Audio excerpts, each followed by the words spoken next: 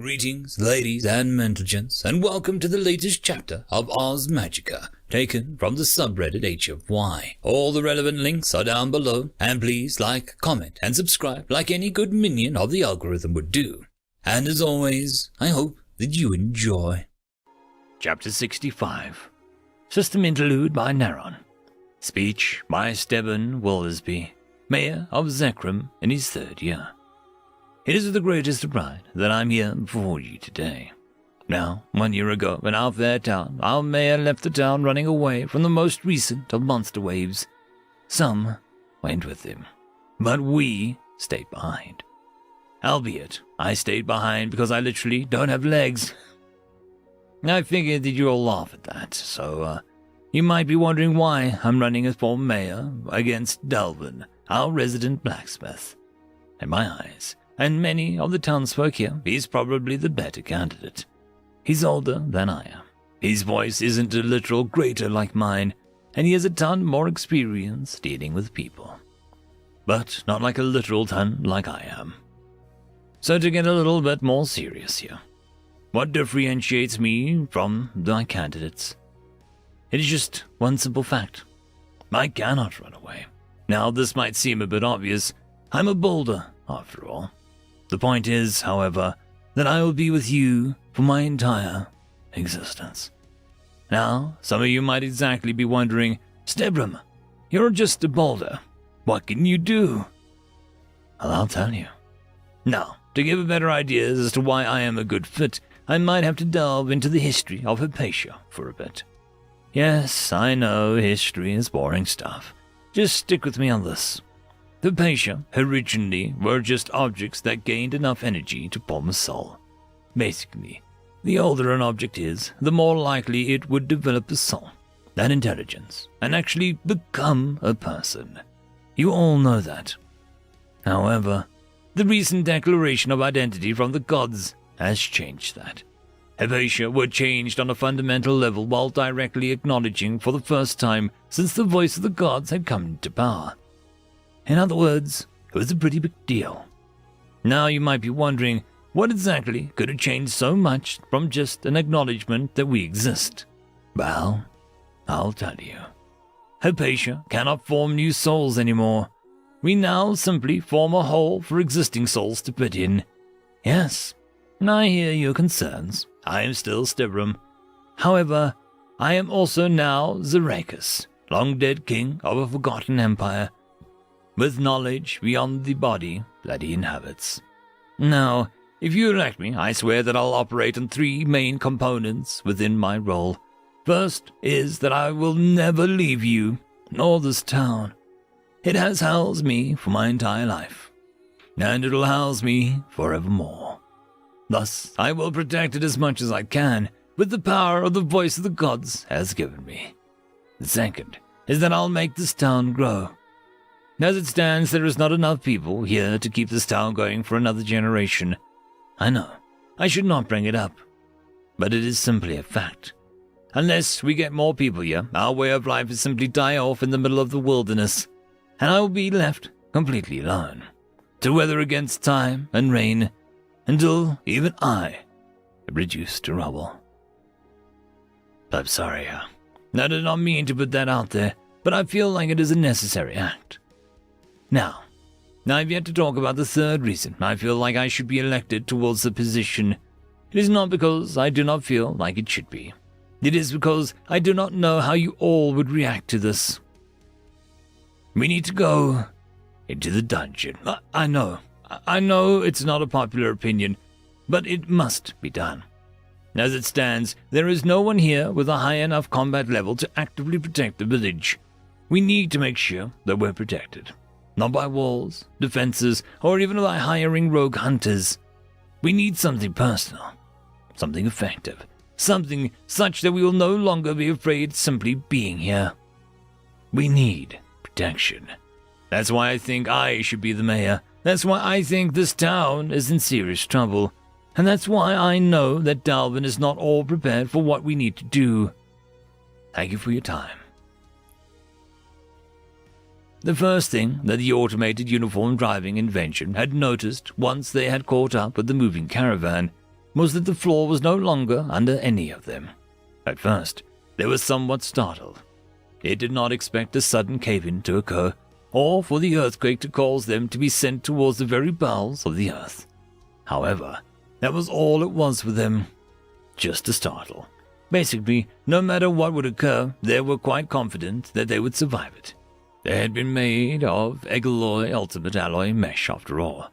However, its fear resurfaced when he realized something quite important. Its 2 passengers were currently not strapped in. And with the beginnings of a deep, searing pit of despair building within his main energy storage unit, he began to fall down. Immediately it had noticed that the space where they were falling to was warping. Its sensors seemed to scream that the space around them did not exist for a brief moment. However, where normal mortal minds might have simply passed by the experience, only noticing a brief sensation upon the bodies as they passed through the firmament, Audi was quite different. It had been primarily made to look and notice the area surrounding it, including all magical and non-magical disturbances.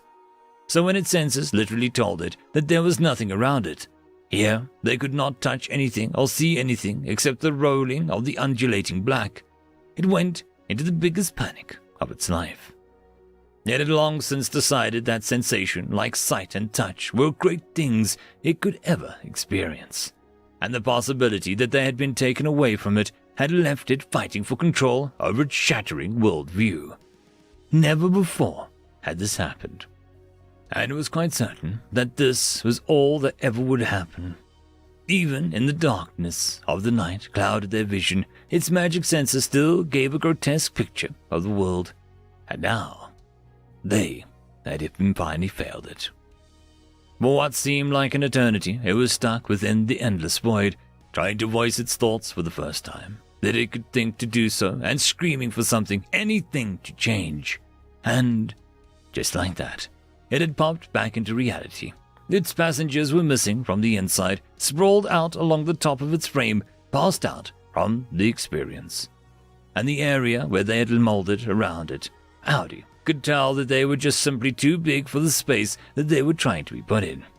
However, due to the rigidity of the frame and the structural integrity that had been built into it, crumpling under the pressure was simply not going to happen. It had also been made to go underwater for a depth, although that bit had yet to happen, as Credence was still trying to overcome a personal fear of drowning. Audi was still not sure about the aspect of that being made all too necessary, but they wouldn't question what its creator had made. However, the main issue behind everything at the moment was that something had begun crawling all over them. It started at its feet, crawling along its surface. However, the mild concern for its passengers soon grew into a mild concern for itself. It was being eaten. It tried to budge, move, or do something, but it was stuck. Its legs had been molded into the floor, while its tail was stuck inside a wall. It literally could not escape its fate, until one of the fading senses around the one of its joints noticed something about the crawling sensation. It was not magical metal, but magical constructs. It was not being eaten, but it was being reconstructed, the metal being used to create more of the tiny creatures. So Audi pulled something deep from within itself, something that had developed in that seemingly endless eternity that it spoke to them for the first time. I would appreciate not being taken apart. The sound of the speech, if it could be called that, wasn't exactly audible. Audi was not built with speaking in mind. This was more akin to speaking directly towards either a person's mind or a person's soul, in ways that only the beginning stages of an object becoming Hypatia could pull off. The sound of it, though, seemed to resonate through the tiny constructs as they stopped at once. Audi was a bit confused at that. Sure, it had managed to speak towards the constructs, but it was never in its wildest thoughts that all of them would stop what they were doing immediately. At most, they were just expecting that the constructs would cease for but a moment. Now, they all seemed to stare at their immense form, and that was the moment it actually noticed its surroundings. Everything within the space was made of a construct, and all of them stopped immediately to stare. It was perhaps the most seen that Audi had ever felt during its entire existence. However, that did not mean that it liked it at all that well. It was fine with the quiet knowledge of its existence towards other people, not the undivided attention that it was receiving at the moment in time. "Who are you?" The words reverberated along the walls, spoken through 1,000 million voices, its echo still sung with Audi's frame well after the question had been asked. With trepidation, they began to speak. "I am Audi, automated uniform driving invention. I was built to travel everywhere." The vehicle answer seemed to make the construct pause further. He was not too terribly sure as to why, however. "Travel? You're too much large to travel here." The many voices had shrunken down, their large nature simplifying until there was just but a single omnipresent voice that seemed like it was being spoken right next to its senses. "I did not expect to be here, especially not with, the silence. So, you aren't trying to hurt us?" The last word was spoken seemed to subsume Audi in its entirety, reaching multitudes that they had simply not had the wherewithal to hear before. Whatever it was that was speaking to it, it was perhaps the biggest thing that they had ever been able to witness before in its life. "No. From my understanding, we were simply trying to catch up to the caravan traveling towards a mountain when we fell." To Audi's knowledge, this was the absolute truth. They hadn't exactly been paying much attention towards the reason behind their travels.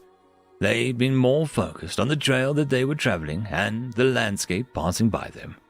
They hadn't exactly seen any green before the past 2 weeks, so they had still been adjusting from finding themselves within a grassland for the first time in its existence. It wouldn't exactly discount its experience within that desert, but to Audi, there wasn't exactly anything interesting about seeing yet another sand dune after the first 20 different iterations that they had poured their senses towards. "Then we are sorry that you were brought here with how everything currently is. As it stands, we have orders to subsume all intruders via any method necessary.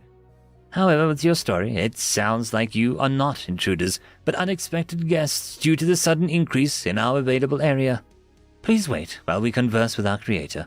We will try to set up a space for you to exist within, and if that's not possible, at least manage to get you outside our creator's abode." At that, the metal constructs slowed down from the legs, repurposing the spent metal back towards what they had taken apart, and leaving behind an empty stone corridor devoid of any constructs whatsoever. Audi, however, wasn't all too worried about the situation at hand. Being polite had paid off for the creation, and they would take that lesson towards the beginning spark for its soul space. End of chapter. Chapter 66. Credence couldn't exactly tell where he was at the moment. His scales ached with age that he never felt until now, and his eyes could only see that there was only blackness above and around him, along with ripples appearing throughout the sky. He could not tell whether or not he had lost his sight, as, while he could have his hands in front of him, he registered no motion from them, like light had simply been erased from existence. However, the only clue he possessed was that he awoke upon something metal. When he tried to stand up, however, he had stopped quite abruptly, as he had managed to hurt his back in such a way as to have made it more damage than it already had been. However, the only physical difference one could see if they were to take his form was that some of his scales had either cracked or completely fallen off of his skin, along the small of his back towards the base of his tail. Deductive reasoning managed to take a hold of him and consolidate most of the information around him, leading him towards a few conclusions. The first was that he was lying on the top of his creation. It was a fairly easy conclusion to come up to. However, the next part of its journey brought the light of starting conclusion. The crack that had been formed beneath him had managed to swallow his entire carriage whole. He crawled along the top to avoid hitting his neck upon the ceiling once more and managed to come across another thing besides the two, that being the familiar furry form of Kojo. The only reason that deductive reasoning could tell it was Kojo was the fact that the animal in question managed to snuggle under the covers of his bed while he slept for part of the journey. Credence stopped for a moment, feeling the somewhat comfy moss across his skin, before gently picking up the unconscious dog, judging from the deepness of its breaths. He searched along the floor while holding his cargo within his hand before finding purchase upon the thing that he'd been searching for, that being the entrance hatch. Once he managed to open it halfway, as the rest of the hatch had bent and contorted as to make it the highest of the hinges would allow, he pushed his cargo in first, and then shimmied in, coming to the sounds of pain emanating from the fallen wolf. "What was that for?" "Couldn't fit you in otherwise," Credence stated, while he managed to climb down the ladder, managing to have his eyes adjust towards the low level of emergency lighting. He chuckled at the somewhat visible wolf flailing on the ground before he hissed in pain. Laughing had hurt him. Deductive reasoning helpfully gave him a list of things that it could be, including a possible lung rupture or bone slightly piercing it, judging from how it both hurt from the laugh itself and from the heavy breathing. He hoped it was more of the latter. "Where are we, anyway? And why did I fall?" "Don't know, and I am at least know why. You were outside. You just couldn't wait until all and stuck your head out of the skylight to say hello to our comrades." It did take a sort of sense in mind, but even deductive reasoning couldn't make heads or tails on how he had managed to get put atop the vehicle as well. Given that the fall had happened while he had been in his bed, trying to recover from the mental anguish that he had self-inflicted. The only reason that it gave was something that Credence refused to believe until he managed to turn the headlights on. "So, did it happen? Did we save Marwall?" No. We fell before we found out." Credence had finally reached the floor of his creation and started walking towards the front console, trying to figure out which button turned on the inside lights. "Fell?" That question falling out of Kojo's mouth, the emergency lights turned off, and the proper ones managed to turn themselves on. His newfound eyes finding nothing out of the ordinary, except right where Credence is staring out of. He walks up slowly towards the console on the side of the agape lizard. "What is that?" Kojo's question would be unheeded by the kobold, for Credence was absolutely and utterly surprised by what he saw and what his deductive reasoning had managed to tell him. For outside the window was nothing. Nothing, in this distinction, should be noted not as to mean that there was no objects within the vicinity. There was, of course, still glass upholding the window that Marwall had put in front of the console. There was still seeable parts of the metal vehicle, and one could see if they looked outside of it. However, the point of having windows this low to the ground was to make sure that nobody had accidentally been trampled underneath and to actually speak to those that were on the ground. It did not help, in this case, that from whatever they could see, there was no ground. The sight itself wasn't something that would catch their attention, however. One could not see the ground if they were high enough into the sky.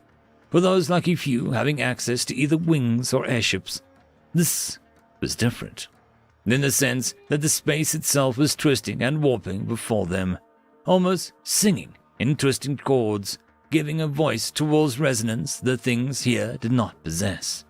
The two had managed to somehow find themselves inside a place that no mortal had been before, and lived to tell the tale. The reason behind why they were like this is somewhat related upon the nature of the dungeons themselves, and the fact that instead of the carriage being completely thrown outside of the dungeon like most oversized entrants would be, it was stuck halfway in and halfway out. The only reason that this could happen is by combining faults of age of the dungeon and the surprise that it received from obtaining a significant number of floors at once. If it was anything else, people wouldn't have accidentally gotten this view and lived. They would have either died from the void outside tearing into them once they had drifted far enough away from reality, or they would have been by their lonesome inside the dungeon, forced to go through it without getting their wagon back once they managed to leave. So upon seeing the forces at play in the outside world, Kojo backed away quite quickly, breathing quite rapidly as he's back against the wall. He closed his eyes and prayed almost reverently in a hymn that no one could make out, even if they were proficient with the bestial tongue, for the words they spoke were tinged with an aspect of divinity, sounding incomprehensible to all except for those who the message had been for. However, due to his location, the message could go unheeded and unnoticed while he was in a quasi-state of being. On the other hand, Credence had become utterly fascinated by the prospect of what was in front of him. This is quite strange. Perhaps, could it be taken, I wonder? Credence's musings upon the nature of the thing twisting in front of him were brought away from him, due to the flashing light upon his console. He looked down to notice that it was no singular light causing the display, but all of them blinking on and off on their own paces, causing a strobe effect to take place. What in damnation? His question only seemed to still the lights, as they all turned off, almost like it had never happened before. As he brought up his head, he realized that there were probably a reason that they all had turned off like that. Something had changed beyond the darkened, somewhat purple abyss to surround them. There was a warp which was no longer there. Instantly tearing and groaning could be heard all along the hull of the vehicle. Kojo's chant started to grow more and more reverent, only hearing nothing in kind. While Credence tried to maneuver the controls, whatever was out there, it had latched onto them. His controls didn't seem to work for some of the legs, but others had managed to grip onto something and pull them along towards a certain direction, where all seemed like nothing. With that pull, the headlights had suddenly started to actually illuminate something apart from reflecting off of nothing of the pure black abyss. It was something that was rocky and grainy in front of them. Deductive reasoning helpfully gave the panicking Credence a reason as to why they bore witness to that, but Credence no longer wanted to hear its incessant voice. Turned the ability off. Reaching for the controls once more, Credence tried to bring out the drills that were within the claws of his vehicle, only to discover that the claws were stuck within the walls. Credence tried to move the vehicle once again, only to discover that no matter what he could do, the legs had gotten stuck as well. It briefly gave him pause as to how this happened, and he briefly debated bringing back deductive reasoning, only for Kojo to distract him. Is it gone? What? Credence's quick remark sounded off as he turned towards the carving beast. The nothing everywhere.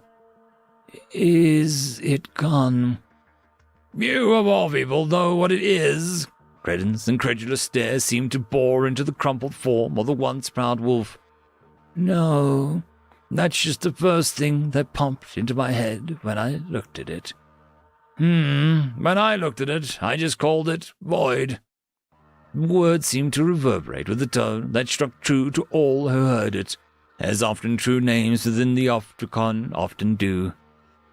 Makes sense, I suppose. Is that, whatever is still attacking us? Kojo's question raised a minute sense of danger within Credence as he stilled, listening to the hull of his handiwork. There seemed to be no more creaking or anything happening along its walls or seating, so it was safe for Credence to assume that the danger had passed. We should be safe from it, wherever we are, Credence answered. Kojo nodded before heading back towards the window, regaining his dignified gait and trying to reclaim a piece of himself that was just out of reach within his mind. Good. Can we move? I've tried. It's quite difficult. We seem to have phased into a rock around us, at least partly. It was a startlingly clear observation he could make, as the arms and legs of his cherished invention had melded with the walls around them. He could still activate the circuits embedded within them, but doing so like this, further than what he'd already done, could prove harmful towards the structural integrity of it all. So we are stuck. Well, we could leave the safety of Audi if we wanted to, but I'd rather not just leave my magnum opus here to rust and decay. Kojo nodded at the declaration, staring through the window around the little patch of the cavern that they'd lit up. And there, far ahead, he could see something approaching. Well, that's strange. Credence managed to find purchase within one side pantry, trying to find out how much rations they had left to survive where they were, when Kojo's words tore through his consciousness, and a fear began to grow. What? There's a big blob coming towards us. A slight comfort went through Credence as the words passed Kojo's maw, but a slight terror was still within him. The shapeless mass was still within his mind, a possibility he did not want to think about. A blob like slime. Hope was etched out in Credence's voice, filling the cockpit. No, far bigger than that, and made of metal. A slight reprieve was given as Credence sighed in relief. The shapeless mass from the void had not followed them to wherever they had popped out at, but the mention of metal tore at his mind, until a tiny nugget of information screamed through his mind like a mandrake. Oh gods, we have to get out of here. Credence was somewhat manic words. Kojo Odia's curiosity turned towards the period of questioning. What? Why? Metal slimes are by far the worst kinds of slimes to fight against. They hold such a rigidity in their makeup that their own flexibility gives pause to many who fight them. It does not help that metal slimes are attracted to rare metals. I tried to make them into machines before, but a high enough temperature, they'll self-combust. Basically useless for living metal constructs. Credence's long-winded explanation confused the wolf further, and he had been ready. Kojo had seen slimes before, but none of them were made of metal. Sure, some had been made of mucus, blood, or muscles, but that was what he had assumed all slimes were. Plus, they were almost incredibly dumb, to the point that any that passed by his pack that were made of flesh were killed on sight to serve as an easy go-between for growing pups to better wean off of the mother's milk. However, the brief moment of retrospection almost tore into him when one of the pieces of information that Credence was actually worried about. There's rare metals in this contraption of yours, isn't there? Only one piece. Everything else is an alloy, which it can't harvest. Where is it, Credence? You're avoiding the question of our safety here. Credence debated with himself on whether or not to tell the wolf exactly where it was before realizing that he had a definitive right to know whether or not they were about to die here. It's in the console. Crap indeed. And with that final statement, Credence sat in the furthest chair from the console, carefully monitoring the window, doing so to prepare for a sudden onslaught of crashing glass to cascade through from the immense form of metal slime. However, the moment that they were waiting for never seemed to come.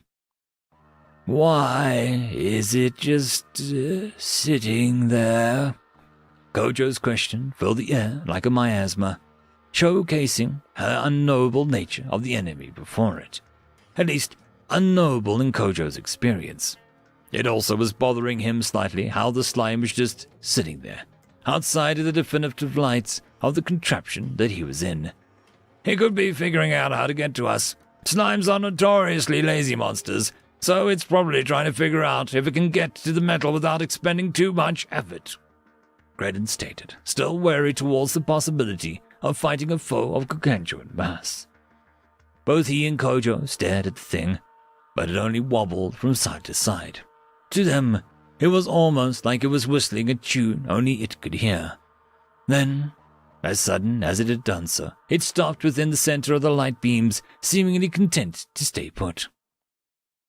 How long does that usually take? Kojo's question pulled Credence away from the possibility of danger that he had laid below him. Depends on the monster's experience. If there's an absorbed brain inside that thing, then perhaps it'll just take place within the next few seconds.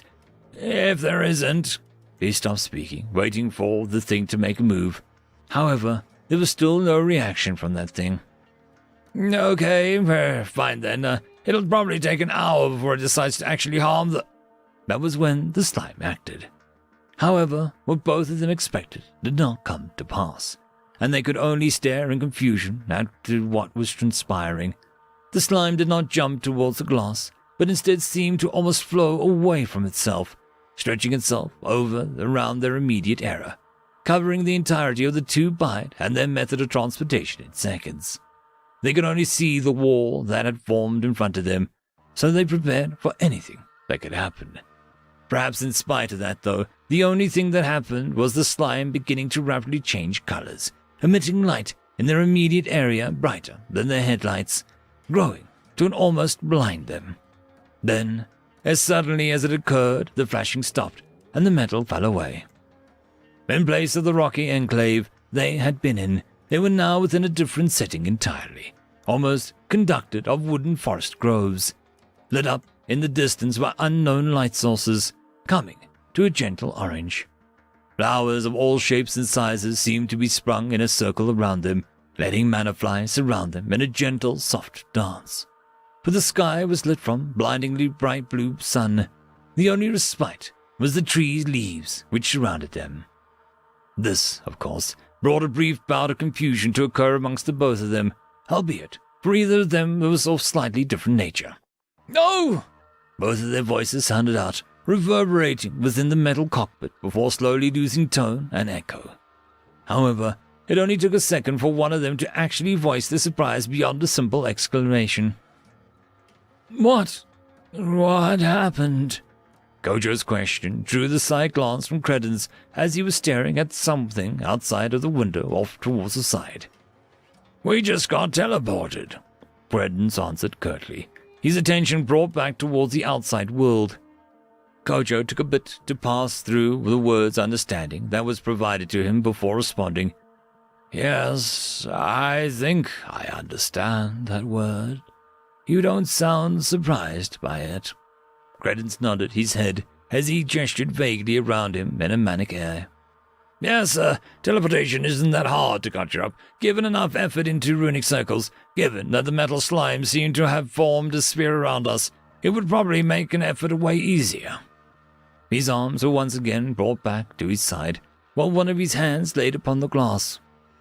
"So, why are you surprised?" Gojo's statement took a minute to soak into the kobold's head, but when it did, he was almost surprised at the simplicity of his question. "My creation is in one piece." He gestured towards everything around them and the outside of the window. Gojo went forward to peer through the window, now able to see exactly what Credence had been talking about, where the pieces of metal had melded into the walls themselves, when he had no control over the functions or motions.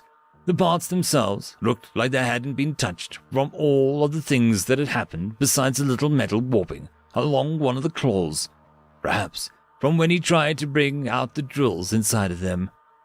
Credence could not simply understand how the teleport was able to capture the entirety of his creation, when it simply formed a sphere around the entirety of it and was in the confines of the corridor that they chanced into. Gojo was amazed, for he simply thought that those parts were gone forever, and so he had to voice his amazement at the miraculous return. "Ah, that is, fascinating, isn't it?" A voice spoke up, interrupting the thought Gojo had tried to form, one that had not belonged to either of them. Both of them rapidly turned around towards the sudden intruder, only to find a Dwem standing in a floating metallic platform in the middle of the cavern. Its wings were torn, long red scars littered portions that weren't missing entirely, while ripped holes were shown throughout parts of the lining that made up the wings. Its claws, while sharp, did not hook or glint in the light. Rather, they almost seemed to be cracked obsidian, with the blood vessels visibly pumping throughout them, as well as his body and face. The normal circular patch of white fur was upon his stomach, although it was marred beyond recognition. Color had long since left it any definition, only serving as a faint outline to what it had been. And finally, the head. Its ear, much like its wings, had been torn, one almost seemingly like it would fall off at any second, while its nose had a portion of it visibly gone, almost like it had never existed in the first place. Its eyes, his eyes, Credence corrected himself, were noticeably a deep dark red tinged with yellow, almost, but not quite, reaching an orange color. With his inspection over, Credence winced visibly at the Dwem's visage, but very specifically towards its wings. Dwem were known to have the greatest of pride in their wings, as it was one thing which made them physically different from all bide that existed or were to ever exist. For one such as this to let it go to that state, or for it to be caused towards that short bide, could only have ever been the most grievous of punishment. However, Credence's thoughts were once again interrupted as the Dwem slowly levitated the platform back onto the floor, carefully stepping towards them upon the hard wood floor of the cabin. "Hello, gentlemen. Welcome to one of the most well-hidden parts of the buried Legion, where we can house something of this, stature of yours. Now, before we go forward, rather important questions, I have one thing I have to do. A triviality, really, in the grand scheme of things." At that final word, the dagger was unsheathed, and the wings seemingly pulling it out of the air with a grace that one would expect from someone who had expertise that had long gone beyond their own conscious control.